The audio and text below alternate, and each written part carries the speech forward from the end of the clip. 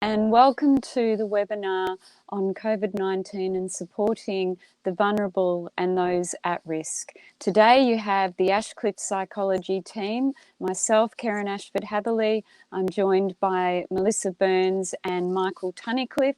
We're all psychologists from Ashcliffe Psychology, and we wanted to bring your attention to check in on people who possibly could be vulnerable and at risk that maybe you hadn't thought about when this COVID crisis first started to begin.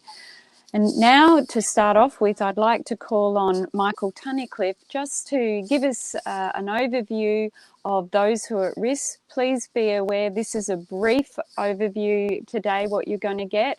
At the end of this, we will explain that we will go into further detail in upcoming webinars. You can always check in at our YouTube channel of Ashcliffe Psychology. And now I'll hand over to Michael, who's going to start with who are the vulnerable. Yeah, thanks, Karen. In our society, we have quite a number of vulnerable populations.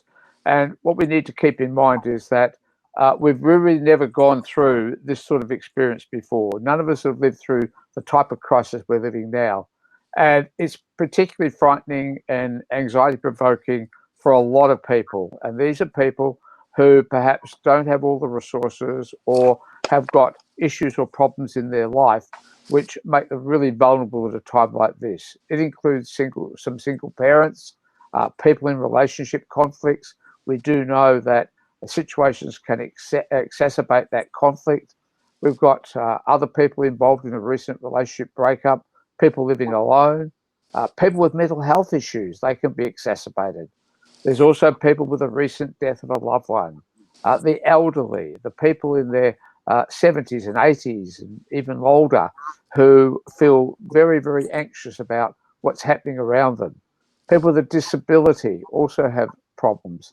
Parents of children with special needs get very concerned about how their children are going to cope. There could be people in isolation, separated from their family. They're going to have anxieties. Also, those living with domestic violence, which is a really important issue that Karen will talk about shortly, and also children vulnerable to abuse. This is a time when they can become even more vulnerable. Some of these you may have already been aware of with people in your life, if someone has recently separated, or people with children with special needs and the extra demand that's put on them and the lack of resources and support that they might normally get. What we'd like to highlight today, which is a critical point, is the area of domestic violence. These statistics here are from the Australian Bureau of Statistics and the government website, and it is important to identify that domestic violence has been a part of a problem within relationships for a very long time, and also critical to understand that times of crisis, this can be exacerbated. As Michael said, people living in relationship breakups or recently separated or in isolation are more vulnerable to risk. We know with the stats, as you can see here, that 1 in 6 women and 1 in 16 men in Australia have experienced some form of abuse, either current or previously. And an estimated 2.2 million adults have been victims of abuse. This is important because now these people who may normally be going to work and having periods of time where they could escape conflict and they could escape situations that they were feeling unsafe in, might now be forced to stay at home because they are working from home or they've lost their job. They are now put into unsafe situations. Also, people with a disability have experienced significant emotional abuse from a partner. This is hard because emotional abuse is insidious. It's not obvious. And people who are exposed to emotional abuse often question themselves. They often are experiencing low self-esteem and a loss of confidence. So they don't know if what they're feeling is domestic abuse or domestic violence. People tend to equate domestic violence with physical abuse. And what I want to highlight here today is that most domestic violence is emotional abuse. And what does emotional abuse look like? And this is the problem, because a lot of people don't know. They feel that they do contribute to some of the conflict that happens. So it can be confusing for these people. I want you to take a note at the last point on this slide. And what we know is that research into natural disasters in Australia and overseas indicates that family violence could increase anywhere from 30 to 100%. Now, we have never been through a national disaster or a natural disaster like the one we are facing now, where we are forced to isolate and be confined to our homes for long periods of time. So you can imagine what the statistics are going to look like and how vulnerable these people will be in their homes that are potentially unsafe environments.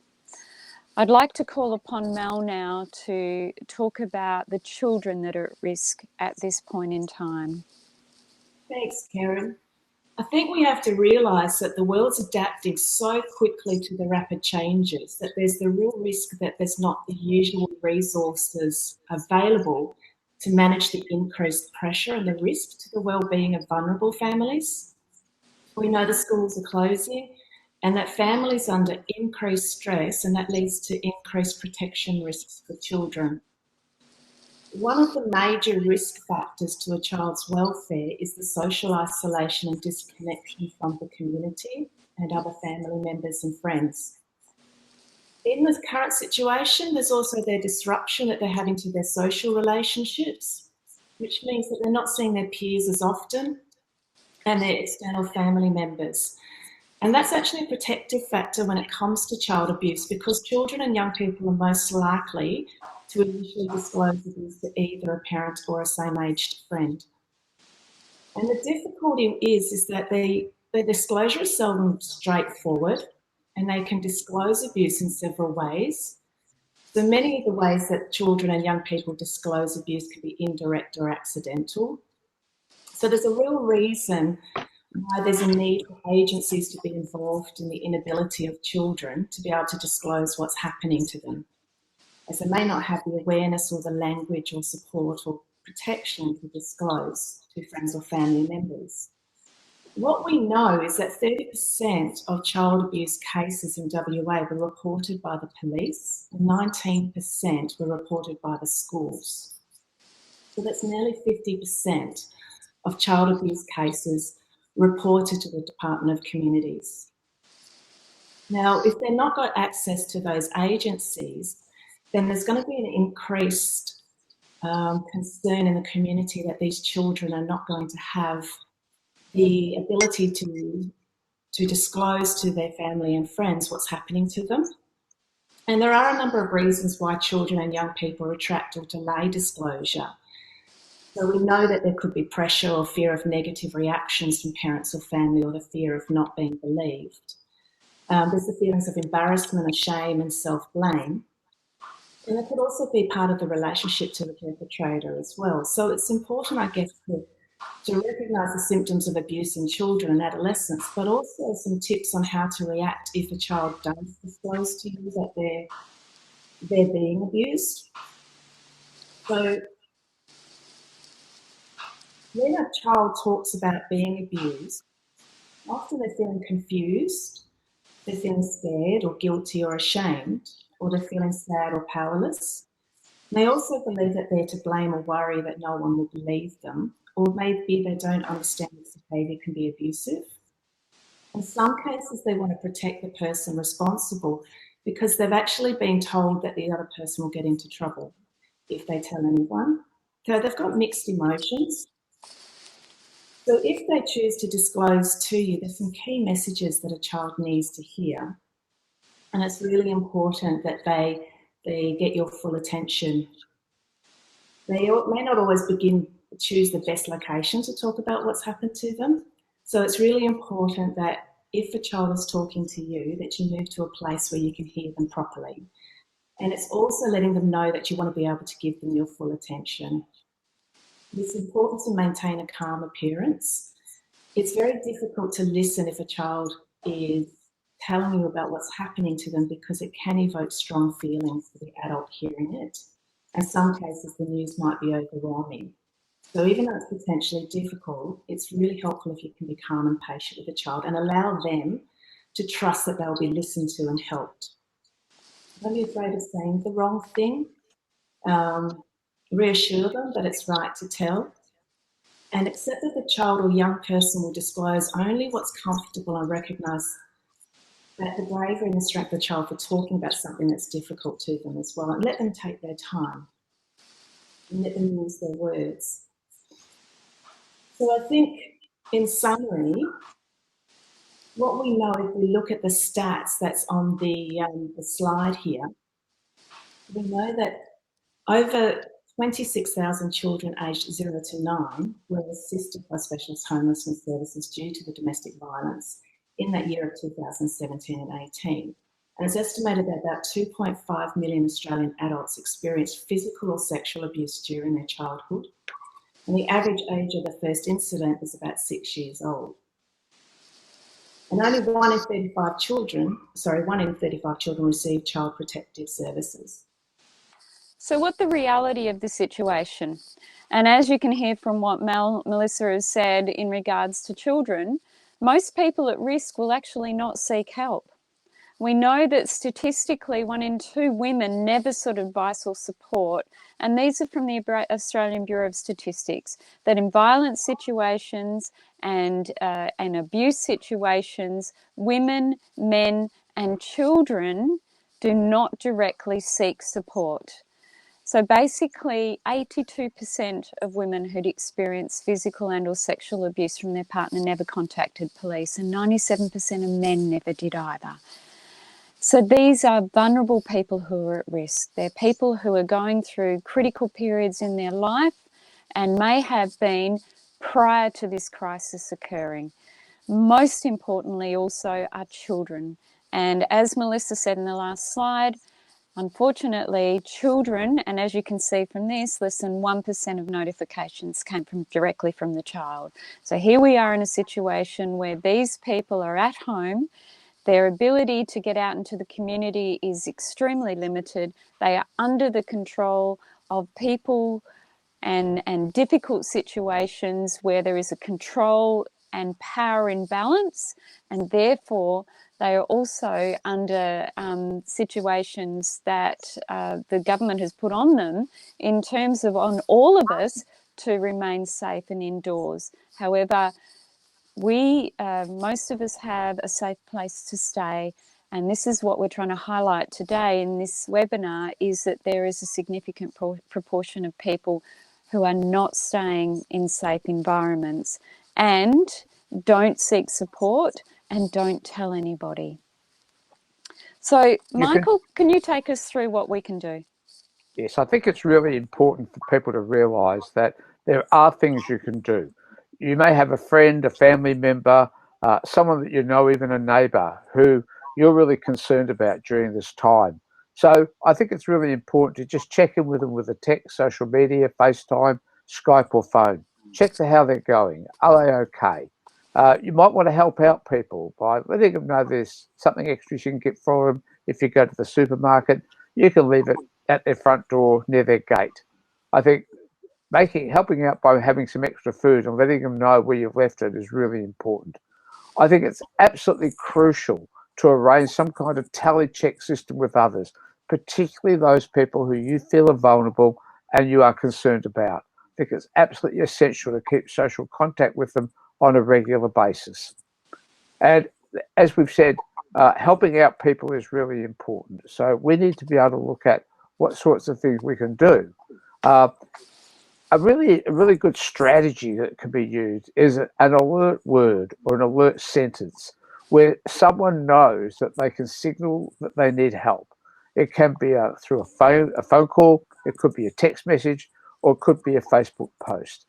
In domestic situations where there's violence taking place, people are often afraid to say anything on the phone, or their text messages are checked by a partner, or their Facebooks are looked at. So have a cue, a signal. It could be referring to our friend Harriet, and I haven't heard from Harriet for a long time. When you've set up that little connection where they say something you know is a signal for you, please realise that that person is in danger and act appropriately.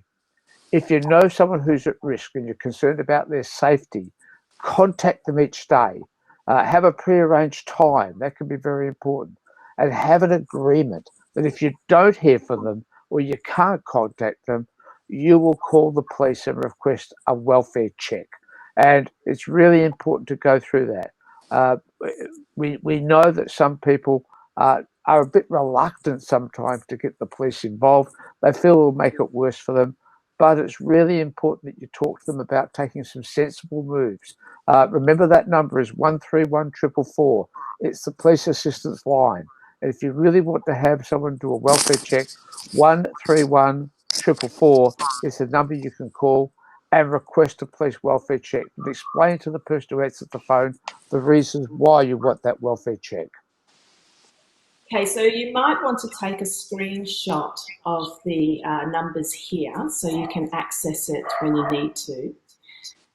For the safety of children, who you need to contact would be the Department of Communities. And if you've got any concerns for the well-being of a child, please contact the Central Intake Team on 1800 273 889, or alternatively you can email on cpduty@cpfs.wa.gov.au.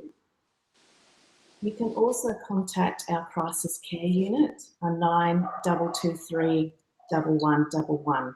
Or if you're in the country, you can get a free call on 1800 199 008.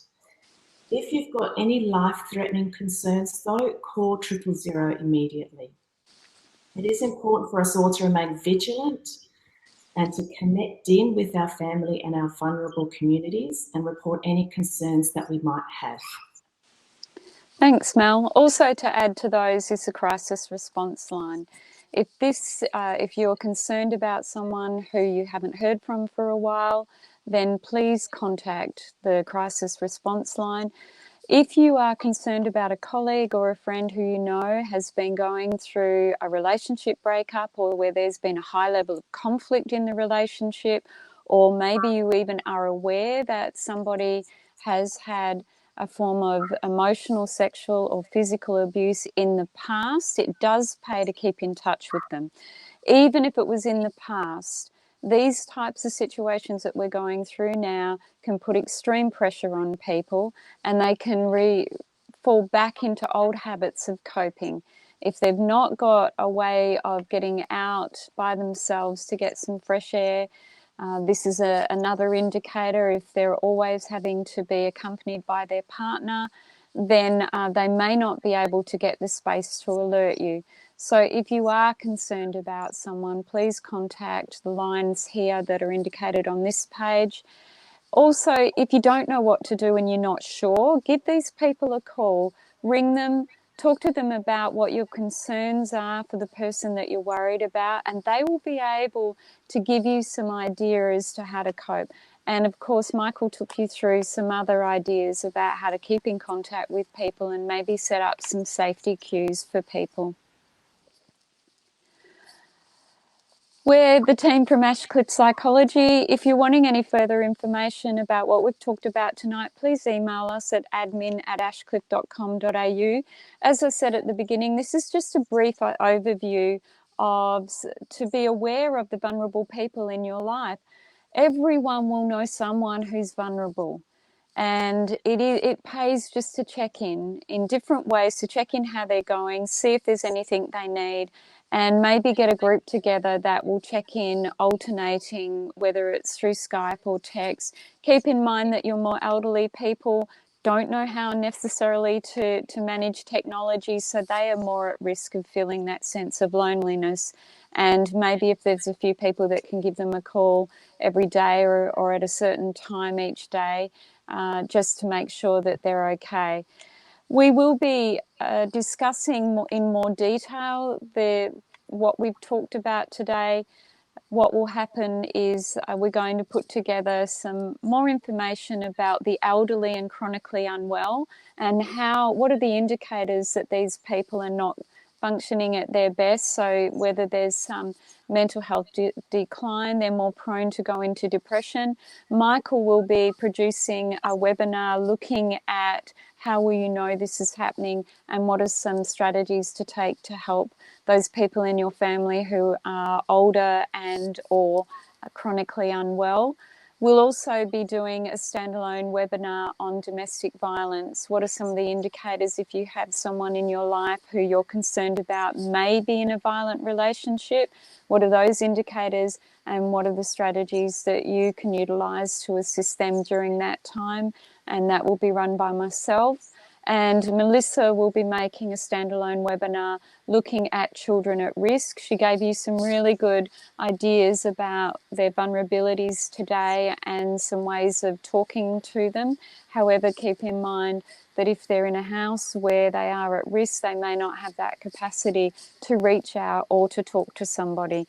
So Melissa will take you through what are the indicators to be alert for if you're not in the house and you're a grandparent or a niece, auntie or a support person, you're concerned, what are the indicators, but also what can you do about it. So please stay tuned, check out our YouTube channel. We will be posting those in the weeks to come. And again, if you want any further information, feel free to contact us. Hope you've enjoyed this webinar and from the Ashcliffe Psychology team. And we will provide you with more information in the near future.